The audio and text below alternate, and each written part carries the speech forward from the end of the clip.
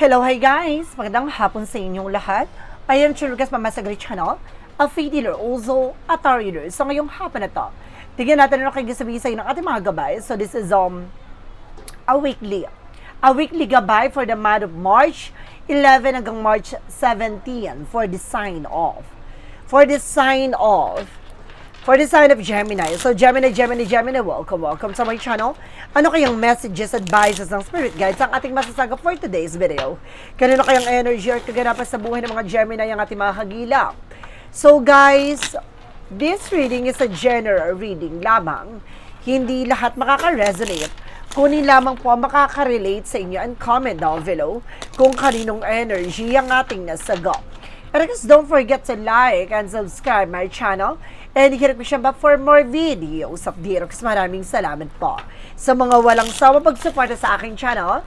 Lalo-lalo nang skip ng ads na way pagpalaing kayo ng Diyos at may kapal.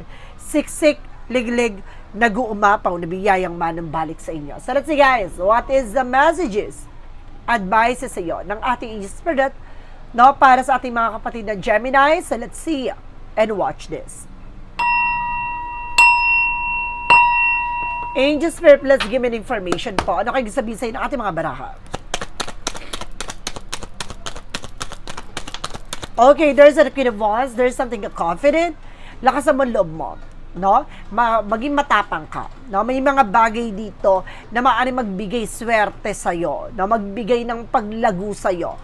No? I feel something aswerte kasi kumbaga may mga bees ako nakita dito na nagre-represent ng a luck, there's something a good luck, there's something a good fortune. So talagang magtutuloy-tuloy na pass ng pera dyan. So there's something guys with the Three of Swords, something insecure, or there's something an evil eye. Meron ako nasasabi dito na maraming inggitera, maraming mga taong kumbaga naiinggit sa'yo behind the scenes. So let's see. And there's something guys with a Ace of Coin, see? This is something with a big shot and a big money coming in. May malaking pera. May malaking opportunities na darating sa'yo. May malaking biyaya na maaaring ipagkaloob sa'yo. Let's see. There's something guys with a Seven of Cups. There's a lot of opportunities and multiple choices, and multiple options. Marami ka pang bagay na maaaring pagpilian dito. O marami ka pang bagay na maaaring magdala sa'yo ng paglago. There's something guys with a Seven with a stickiness. Mag-ingat ka lang. There's a cheating, lying. Na baka mabudol ka, baka maloko ka. Mag-ingat ka. Dahil kumbaga meron ditong susubukin ka linlangin. Buduli with a Four of Cups. Just something re-evaluate or analyze. May mga bagay na kailangan pag-isipang mabuti. I-clarify ng wasto. Huwag ka masyadong magpala-desisyon. Meron ako nasasabi dito na maaaring mabudol or maloko ka dito. Let's see, what is the Queen of Wands? The Queen of Wands represent guys with a Six of Wands. So there's something a victory. May mga bagay na maaaring magtagumpay ka dito. May mga bagay na maaaring may sakatuparan mo dito. Talagang maaring magdala sa iyo ng lakas loob at tapang na harapin itong bagay na ito dahil nasisense mo na maaring magiging matagumpay ka. And there's something a Two of Swords, there's something decision that you need to make. May mga decision dito na maaring matuldukan na. So pero kailangan mong kapain at himay-himayin, gamayan.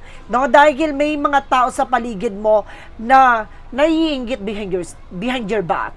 Meron ditong evil eye. Hindi mo namamalayan, hindi sa nagbubulag-bulagan, kundi para kang nakapiring na wala kang kamalay-malay, na may mga tao sa paligid mo na very toxic and negativities, So ito yung sinasabi, na hindi mo kilala ang totoong kalaban mo dito dahil napapalibutan ka ng toxic people.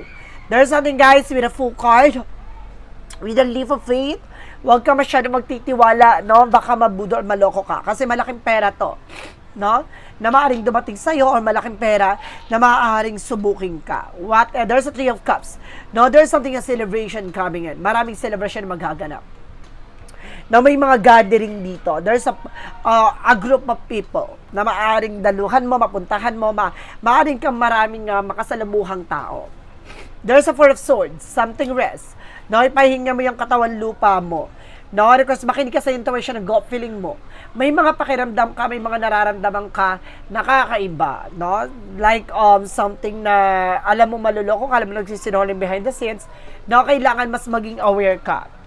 And recognize something guys with a Queen of Cups, no, emotional intelligent. No, huwag ka padalos-dalos sa madaling salita dito. Maging matalino ka pagdating sa emosyon. Hindi yung pwedeng sinabi sa ito, maniniwala at magtitiwala ka. Mag-ingat ka sa matataninhagang salita. And of course, there's something as 8 of Wands, so there's something of past communication, a past moment. So magkakaroon ng changes and developments sa situations mo. No, mararamdaman mo na yung unti-unting pagbabago. There's something guys with a King of Wands, something look at the bigger picture. No, may mga pasilip dito, no, may mga bagay na maaring makita mo. Ang kahihinatnan, ang kalalabasan, always think positive, no, or being optimistic. There's something guys with a Five of Wands, so there's a complications. No, mayroong mga taong maaaring magbigay komplikasyon sa situations mo, mag-ingat ka. And there's the King of Ace of Swords, something in mental clarity. Maaaring magbigay liwanag sa isip mo to, or sa situation mo to. No, mayroong bagay na maaaring kailangan tuldukan at putulin na. Maging matalino ka dito sa pagpili ng mga taong makakasama mo, circle of friends, circle of work mo, workmates, no, mag-ingat ka. No, dahil meron dyan panggulo at meron dyan taong nanggugulo o meron dyan taong makakasama mo na talagang makakatulong sa'yo. There's a Nine of Coin. Being secure. No?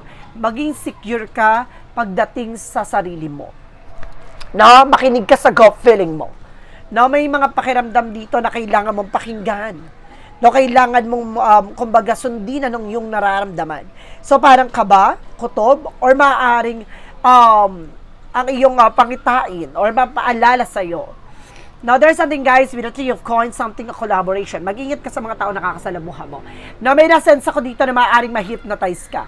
Now, within this week, mag-ingat ka, wag kang makikisalamuha.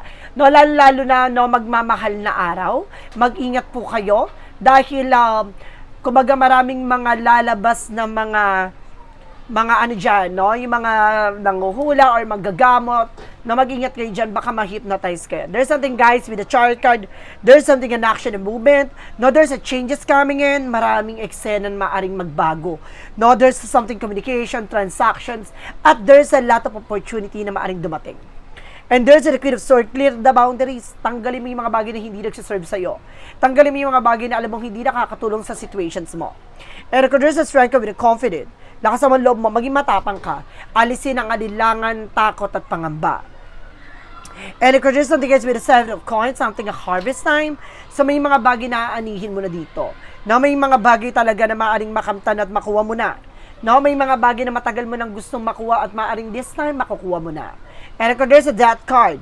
No, there's an ending and in your beginning. May mga bagay talaga na matatapos na. No, makikilala na pagkakakilala ng mga taong sinungaling at manluloko sa paligid mo. May hangganan ng kanilang, kumbaga, pagbabalat kayo. And there's something guys with the lovers. No, meron dito ko, may love scam ka guys, mag-ingat ka. Kasi there's something hypnotized and there's something the lovers. No, love scam ka, mag-ingat ka sa mga magpapa sa'yo ng emosyon or pag-ibig, eme-eming ganon. So, mag-ingat ka lang. So, let's see guys, no? Tukuyin naman natin pagdating sa finances and career, love life at kalusugan mo. Alamin natin yung mga bagay na mahahagilap natin sa energy mo. Okay. So, there's something guys with the Six of Cups. Pagdating sa finances and career mo, just being aware, no? Pagdating sa mga nasa paligid mo, may mga kumbaga maraming bad influence, maraming mga, kumbaga bullies, no? May mga toxic na tao na, kumbaga lumalapit sa'yo, tapos parang, kumbaga, kukonsensyahin ka pa pag hindi mo pinautang, hindi mo pinahiram, or may mga bagay din dito na maaaring mas maging, matuto ka sa nakaraan mo, no, mas maging matalino at wais ka sa mga nangyari sa'yo. No, there's something the Hangman, no, may mga bagay dito na maaaring maipit ka sa situation, na maaaring makaranas ka ng delays and cancellation. Within this week, mag-ingat ka, no? Matuto ka na sa naging leksyon pagdating sa finances and career. Baka mabudol ka. And there's a judgment. See, paalala na you need to pay attention. Pagdating sa finances and career, mas maging maingat ka. And there's a Knight of Swords. So there's an anxiety, sleepless nights. Oh my God. So there's something na curses din at the same time. May nasense ako dito. Na maaaring kaya hindi ka makatulog, balisa ka kasi may sumasalbahay sa'yo. And there's something the world. O maaaring nasa ibang bansa ka at maaaring ang gumagawa sa'yo nasa ibang bansa. And of course, there's something guys with the Ace of Cups. There's something a new love coming in. A partnership. At mayroon talagang pag-ibig na darating sa'yo at magkakaroon ng partnership. Now, so let's see, pagdating sa love life, there's something a six of coin with balance. Na magkakaroon na ng balance dito. And of course, there's something with a Knight of Swords, success driving, na may mga bagay na magbibilis ng eksena at maaaring magtagumpay ka pagdating sa pag-ibig with a Sun card. Lalabas at lilinaw lahat ng bagay sa'yo. Pinapaalalahanan ka lang na tanggalin mo yung mga toxic na sa paligid mo with a toxic friend, toxic families. Kasi maraming taong, kumbaga, hindi natutuwa sa success sa tinatamasa mo. With a King, with a Page of Swords, something, I get more information. Now, pagdating sa love life, no, hindi pwedeng pabugso-bugso, padalos-dalos. No, getting to know each other. Kilalanin mabuti ng taong mamahalin mo. No, there's something at 3 wands. No, may mga bagay na hinihintay ka, paper documents. There's a possible na dumating na. And at the same time, there's something at travel. Magkakaroon kayo ng travel, communications, at maaaring mag-meet kayo someday. No? And there's something at 10 of Cups, something at happiness. So, pagdating sa love life mo, magiging maligaya ka daw. Magiging masaya ka sa feeling niya. Ay, masabag. So, pagdating tayo sa kalusugan, there's something at King of Swords. No? Stop the pattern. Tigilan mo, no, yung mga bagay na hindi nagsiserve sa situations mo, sa kalusugan mo. Ibig sabihin dyan, no, na parang tanggalin mo, no, yung mga hindi nakakatulong sa unhealthy foods, no, yung unhealthy habits, no, yung mga nakakasama sa iyong kalusugan ay tigilan mo na. With a 10 of Swords, with a sabotage, no, there's something betrayal, no, yung sarili mo, na maaaring, kumbaga, nagsisinungaling ka rin sa sarili mo, alam mo nang bawal, sige kang lamon, sige kang ininom, sige kang kinain ng mga kung ano-ano man bagay na yan, o may mga bagay na kumbaga, nagbibigay sabotahe sa sarili mo dahil yung mga bagay na alam mo ng mali, ipinipilit mo pa. And there's a sabi naman, see, protection. Protection mo yung sarili mo. No, protection mo yung bagay na kailangan mo proteksyonan. At the same, with the other side, meron ako na sense dito with the 12 of Swords. Mag-ingat ka, may mga evil eye dito. Meron ako na sense with the curses, na may palipad na hangin, din ako na sense dito, na kailangan proteksyonan yung sarili mo with the 7 of Wands. Dahil may traitor. No, may taong sumasabot tayo sa iyo na masakit ang mga likod mo, no? Dahil parang may mga nakatusok, lamig po yun na ginawa sa iyo, palipad hangin. With the magician for manifestation, or there's something doing a black magic to you. Now, there's a 10 of Wands, no? Oh my God, may barang ako na sense, may mga uudo. No, may nasense ako dito, maaaring binabarang ka, marami ka nararamdaman. No, maaaring kung ano-ano yung parang gumagapang sa'yo. No, with the 10 of Wands, something burden. No, mabigat, no, ang iyong pakiramdam. With the 4 of Wands, no, meron ditong kumbaga related or matagal na tong ginawa sa inyo. No, there is something in disaster curses. No, matagal na tong ginawa sa pamilya mo. No, may ginawang curses talaga. Kaya pala may 6 of Cups din dito. So let's see what is additional messages with the Yin and Yang Oracle card. Parang kadena. Parang gano'n yung ginawa. Kaya siguro nagkaka-leche-leche pagdating sa love life or career mo. Gano'n. So let's see what is the Yin and Yang Oracle card. For Yin and Yang Oracle card, there's something a party, celebration coming in, na may mga celebration daw na maaaring maganap dito, and there's a trust with the divine timing. So may mga bagay talaga na, kumbaga, napapanahon, o talagang mangyayari sa takdang panahon. And there's something, an offer pa coming in, may offer daw na paparating sa'yo. So let's see what is additional messages tayo with the magic of fire messages. And there's a being vegetarian. So, ito na nga, no? Kailangan more on veggies ka. No, there's a marriage. No, pagdating sa love life naman, no, maaaring meron dito mag-unfold. No, meron talagang mangyayari dito na pilit manghadlangan, pero talagang makikilat, matatagpa mo taong makakasama mo for a long time. So, synchronicities, there's something a journey. No, marami ka pang bagay na maaaring tahakin. No, marami ka pang bagay na maaaring mangyari sa buhay mo, pagdaanan, there's a vision, no? Unti-unti mo raw masisilip, no? Or makikita, no, lahat ng bagay na nangyayari sa'yo, there's a reason. Now, there's a purpose. What is the romance angel with the mystic love oracle deck? And there's an intuition. Makinig ka sa gut feeling mo. Makinig ka sa nararamdaman mo. And there's a sex with a good time. So, meron ditong bagay na maaaring kumbaga magbibigay sa'yo ng parang refreshing. No, with your person. No, maaaring magkakaroon kayo ng time dito sa isa't isa, ganon. Now, there's something guys with a make a commitment. Now, sabi na Archangel Michael, talaga mag-commit ka. Pagdating sa relasyon, kailangan mag-commit ka. So, let's see what is the Jesus loving quote said.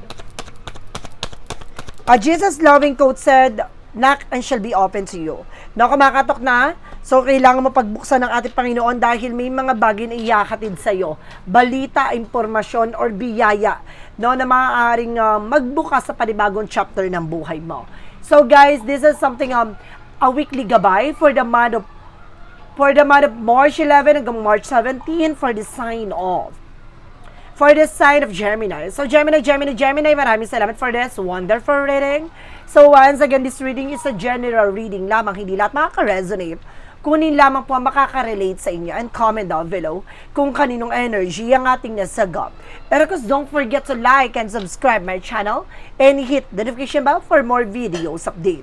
Pero maraming salamat po sa mga walang sawang pagsuporta sa aking channel, lalo-lalo nang dinigil-skip ng ads na way pagpalain kayo ng Diyos at may kapal. Siksik, liglig, nag-uumapaw na biyayang manumbalik sa inyo. At maraming salamat po and see you the next video. Bye-bye and babush!